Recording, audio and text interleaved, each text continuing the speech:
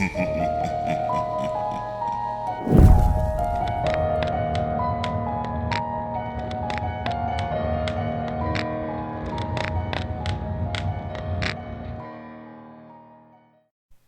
know what our problem is? We're too damned accommodating. That's what I told my wife when she agreed to look after that awful bird. We already look after a friend's toddler every Thursday, and take the lady across the corridor shopping, and then there are all the charity case kids that she teaches piano to for free. It's just too much. So when her Aunt Margaret asked us to look after her pet mynah bird while she went to Belgium, I wanted to refuse. Of course, my wife did not. You must know the problem with mynah birds. They mimic sounds that they enjoy hearing over and over again. I read on the internet about a Japanese woman who looked after her friend's mynah. After 3 days of the bird making the sound of a microwave, she could take no more.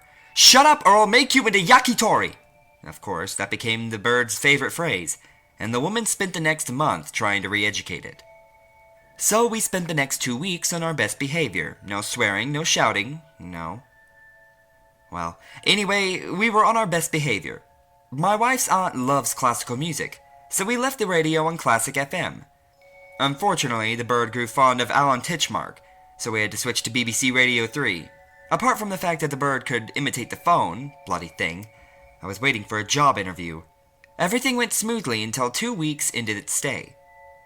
The first setback was a call from Belgium. The aunt had had an accident and needed surgery. She apologized profusely, asking us to look after the mynah until she found a friend to look after it on a long-term basis. Annoying as it was, this was only a minor inconvenience compared to what happened next. I confess that something about that bird's continuous chattering put me on edge, and I found myself unable to sleep. One night, staring blearily at the ceiling, I heard a snatch of music from the next room. I looked at the alarm clock. 4 in the morning. I wondered, had someone left the radio on, or was it the mynah? I wanted to ignore it, but I was on edge. I went into the next room and checked the radio. It was off. I turned to the mynah, and I was about to say something. But then... Try as I might, I can't fully describe what happened next. Somehow, what the bird said to me is still etched in my soul. I hear each syllable clearly, yet I cannot manage to get it down on paper. I will try to describe it for you. A deep, guttural voice, weary but full of malice. It was as if the voice were coming out of the ground, from a distant, moss-eating sepulchre. What the voice said I couldn't understand, but it filled me with inescapable, crushing dread. It was both completely alien to me and yet at the same time instantly recognizable, as if I had known that voice since birth. In a moment I was back in bed, the covers pulled over my head, quaking as if my spine had turned to jelly. My wife, mercifully, is a heavy sleeper. Twice more that night I heard the snatch of music. And then the voice. Each time the voice sounded nearer and nearer, and I could not help shivering. In the morning, I asked my wife if she had been disturbed in the night. Thankfully, she had not. I felt like asking to get rid of the mynah, but I knew that would make things worse. To be fair, I had been complaining about it for 2 weeks, and my bizarre story would sound contrived and only make things worse. When she went out to piano lessons, I took a moment to think. Perhaps my dread last night had been born of the darkness, the sleeplessness, the aggravation that the bird caused me. I needed to know whether my fear was justified. I needed to know what the bird was saying. I got an MP3 recorder ready and waited for the bird to speak again. It had plenty to say, mostly Groucho Marx for some reason, but never repeated the spectral voice. It was only at 4 o'clock the next morning that I heard the snatch of music, and I knew what was coming next. I grabbed the recorder, set it running, and rushed into the next room. I heard the voice of a woman. "Go. Out goes he." Now I recognized that. It was from an old black and white movie that we had watched earlier that evening. Slightly apprehensive, I adjusted the volume slightly and held the recorder to the bird. It cocked its head to one side, looked at me questioningly, and began its dark recital. I shuddered as I heard the deep voice relayed by such an innocuous form, and yet carrying behind it all the malice of hell. But deep down, I felt I was winning. I had a recording. The bird went through its act 3 times in about 2 hours, the music, the woman's voice, and then that deep, haunting muttering, and I recorded it each time. The next morning, I listened to the recording as soon as my wife left for work. In the daylight, I was able to recognize the music as part of Walton's facade, but I was still sickened as I listened back to that voice. Stupid as it sounds, I was also happy that the recording had turned out so well. As I left, I said, "Cheerio!" to the mynah. "Tell him Groucho sent ya," replied the bird. I don't get what it sees in Groucho Marx. I spent the day taking my recording around to find out more about it. I took it to the library, the local language college, the cultural institute, even the sushi bar in case it was Oriental. In all cases, no one knew or had ever heard the language spoken. Also, in all cases, they looked deathly pale when they heard the recording, and asked me to turn it off and leave immediately. In fact, the sushi bar offered me some free maki if I promised to never come back. So that was a plus. But I still had no progress to show. As a last resort, I decided to try the Catholic cathedral. The cool stone floors and mosaic walls gave me welcome respite from the sun as I entered. The cathedral was dark as night inside, with light emanating from the canopy above the altar like a tent on a hilltop. I looked around and gave a jump as I saw the priest sitting at the information desk. He was tall, quite old, and almost skeletally thin. Under his thick glasses, he arranged his mouth into a thin smile and gave a clumsy wave. I approached with some trepidation and told him why I had come. He listened to the recording in silence, his face displaying signs of recognition. And then he said, "Where did you get this?" I explained about the mynah that we were looking after. He considered this for a second, excused himself, and sauntered off. He returned with another priest, younger and rounder, with a walrus mustache. He listened to the voice for a second, before asking to see the mynah immediately. I took both priests to the flat, and made them a cup of tea, and then the 3 of us sat in silence, watching the bird.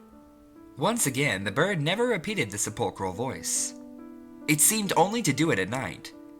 The younger priest made no movement nor sound as he listened, whereas the older skeletal priest waggled his hands appreciatively every time the mynah mimicked Groucho, sometimes wheezing in appreciation. After half an hour, the younger priest spoke. "Mr. Stevens, thank you for alerting us to this extremely serious matter. You did the right thing. I am happy to say that you aren't in any immediate danger. The bird is merely copying some person that it is heard saying this." "He also does an excellent Groucho," interjected the older priest. "However," continued the younger priest sternly, "whoever said these words is in grave danger. I would ask you to find out where the bird learned these words, and allow us to meet this person as soon as possible." "But how would I find out? It could be from the radio, or the TV, or—" No, I very much doubt that. You must try to remember everyone who has spoken to the bird." I looked into my tea and shuddered. The young priest sensed my reluctance and said, "Mr. Stevens, you should be happy. You have the chance to save a soul. Such opportunities are not common in this world." After they left, I started racking my brains, writing lists of everyone who had visited the flat. To be honest, I suspected my wife. She had been increasingly distant recently, and I knew the fact that I had been out of a job so long was taking its toll on our relationship. I did not know how her voice could get like that, but I knew that I didn't understand exactly what I was dealing with. A more promising solution, however, presented itself the next day. Around lunchtime, the phone rang. I answered, but I felt my stomach turn and my heart race when I heard the voice at the other end.